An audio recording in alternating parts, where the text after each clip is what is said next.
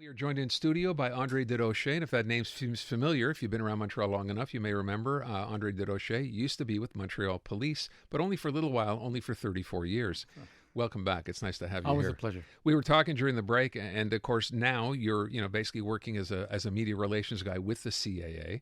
And the terrible story this time of year, it's a shame you have to come around to talk about bad stuff that goes on, but the reality in Quebec is, and it's been that way, I'm sure, for a long, long time, starting with Saint Jean Baptiste and through the next few weeks and through the summer break, this is the deadliest time of the year on Quebec roads. Yeah, and it's also sad that probably around Christmas time we'll be talking about drinking and driving. So, yeah, probably the reason is because a lot of people will go on the road, and sometimes, the weather we've had so far is not that good. So, if in the next couple of days, if we have nice weather, what happens is people's minds are on vacation before they actually are. Yeah. So when you're driving your car, I always say, you're not on vacation until you've arrived. And also, there's something interesting about vacation.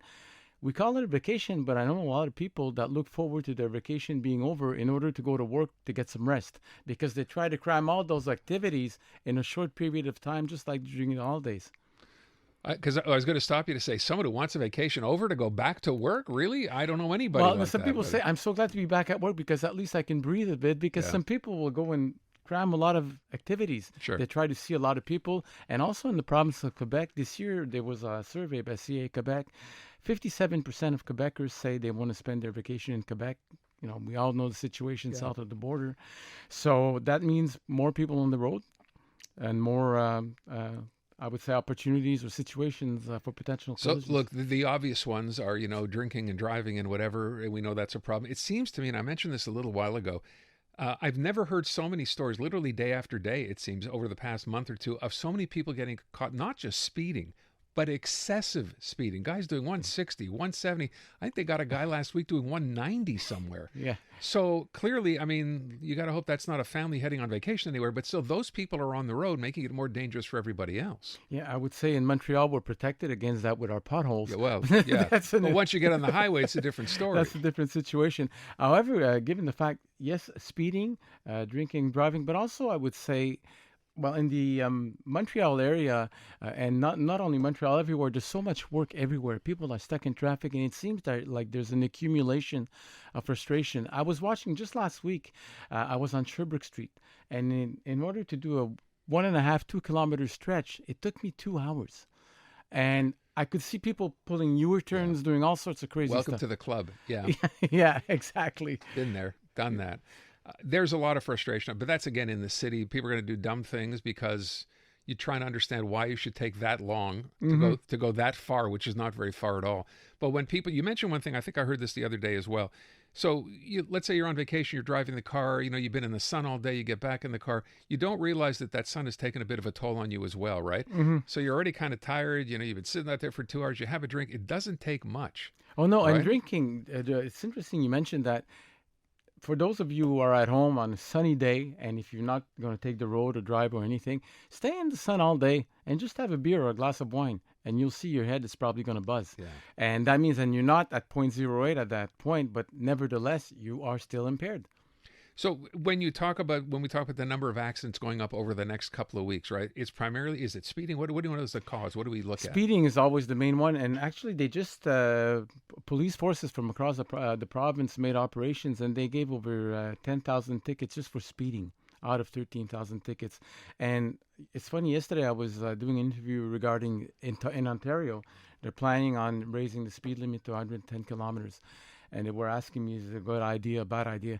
I say, it's hard to say because you have to analyze a lot of things. Because how could you, on one hand, say that speeding is the main cause of collisions or one of the 3 main causes, and if asked, because the government and everybody, the role is to try to improve road safety record and make our roads safer, and because we want to make our roads safer, we'll increase the speed limit. It's a bit, Except we all know that nobody does the speed. When I say all, I mean most people, drive down the Ville-Marie. The speed limit is 90. No one's doing 90 on the Ville-Marie. Try to carry. Or maybe it's 70. Same idea, right? Yeah. But then some people make the argument that if we made the speed limit a little faster, right, people wouldn't have to go. Maybe the argument is they go faster anyway, but I'm just saying maybe that is a solution. I'll give you an idea. I'm often asked about the situation. I call it an urban legend. They say, okay, 17, 18 kilometers over the limit, yes, there is tolerance by the cops, but the reason why very often tickets are given for infractions that are over the limit is, first of all, could you imagine if tomorrow morning a cop gives a ticket 101 in a 100-kilometer zone? Do you agree that we'd probably be here talking about it today, and it would be on the front of the Gazette, the Journal de Montréal, etc.? So when the cops give a ticket, they'll say, at least I'll give a ticket for something that the person, if they contest the ticket, it's a lot clearer that they violated the speed exactly. limit. Yeah. Although again, if you made the speed limit a little bit higher, maybe people going to come back to the same point, wouldn't have to go any faster than the limit. But that's not happening anytime soon, I'm guessing. Not in Quebec, but Okay. what I would say, the best thing for those who are wondering, while Ontario is doing it, why don't we do it? I would say let's wait a year, 2 years, and see did it have any impact. And if it had no impact or even diminished, so be it. And you have to think when you do those types of measures, what's the objective? Is the objective to improve fluidity, or is it to improve road safety? And that's a decision for governments to take. Do they go hand in hand, though? I guess, and that's what we'll find out after a year or two when Ontario does this, right? Same thing with the photo radars that they put. They decided to remove them. They say, is it a good idea or not? I said, if there's no impact on the road safety record, that means that we're not, it's fine, or that we're not in the right place. Aren't we getting new radar? Getting like 60 of them or something? Getting some of them, yeah. And I remember I was on the commission that made recommendations regarding that. And as long as we respect some very strict rules, for example, if they're in an area that's tough to do any type of radar, La Fontaine Tunnel. Could you imagine if you didn't have a photo radar and you'd have a cop doing it over there, pulling people over? I mean, it's ridiculous. So also in areas where there are people controlling traffic controllers, these poor people, I mean, they're there to protect you. So we should look after them. Listen, be safe if you're heading out there. Respect the speed limits. I know some people say roads in Quebec are a problem. Clearly, they are, not just in the city, but in other parts of the province. I know there are bad roads in a lot of places. It's probably better to slow down on roads like that as well. Listen, before I let you go, I mentioned off the top, you're a former Montreal police officer. You served for 34 years. You mentioned to me, we had Pietro Paletti on during the tragedy that came, of course, earlier in the week in Côte-des-Neiges, talking about a few different things, and a lot of people have come up with ideas for what really happened. So you've seen the video of what happened in that situation. There are some people suggesting police did not act perhaps the way they should have. What do you think as a former police officer? I think that from what I've seen, it seems that they've acted properly. But you know what? I say seems like. I will not make a statement because there's a lot of things. There's different angles. There's stuff. So we have to wait until the investigation is over.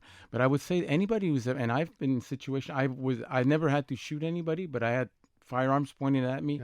Until you see when that adrenaline is way up there, I think the most respectful thing for people to do is say, let's wait for the investigation to be over because in the meantime, there's a lot of people, there's a lot of families that are going through a lot of tough times, and I think we should respect them. Now's not the time to be talking about that. By the way, do you know if the female police officer, the one who was injured, is still in hospital, has been released? Any idea? We've not heard. I have no idea. Okay. Let's hope for the best that she gets better and, her life was not in danger anymore. That's a good thing, but I don't know if she's out of the hospital. What were you thinking when you were watching this, when you saw this going on?